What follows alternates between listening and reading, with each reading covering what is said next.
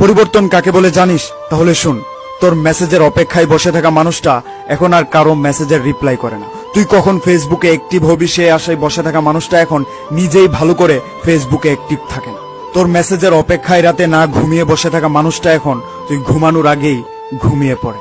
Message পাওয়ার পরে সাথে সাথে রিপ্লাই দেওয়া মানুষটা এখন মেসেজ পাওয়ার পরেও রিপ্লাই দেওয়ার আগ্রহটা হারিয়ে ফেলেছে।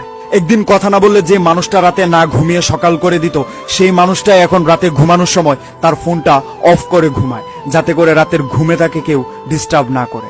যে মানুষটা কথা বলতে গেলে তোমার সাথে ঝগড়া করতো, সেই মানুষটা এখন ঝগড়া কেন, কারোর সাথে মেসেজও করে না। যে মানুষটা পৃথিবীতে সবচেয়ে বেশি তোমাকে মূল্য দিত, সেই মানুষটা এখন তুমি কেন পৃথিবীর কাউকে মূল্যায়ন করে না। দুঃখ সুখ সবার জীবনে থাকে, কেউ প্রকাশ করে কেউ করে না। তবে হ্যাঁ, আমি প্রকাশ করি। তার মানে এইটা নয় তোর প্রতি এটা আমার দুর্বলতা। একটা কথা মনে রাখবে, এটা তোর প্রতি আমার আবেগ কমে যাওয়ার আগাম বার্তা। কোনো একজন জ্ঞানী লোক বলেছিল যে অতীত থেকে কিছু শিখো, তাহলে জীবনে অনেক কিছু করতে পারবে। তবে ওই ভদ্রলোক এইটা বলেনি যে অতীত নিয়ে আঁকড়ে থেকো না।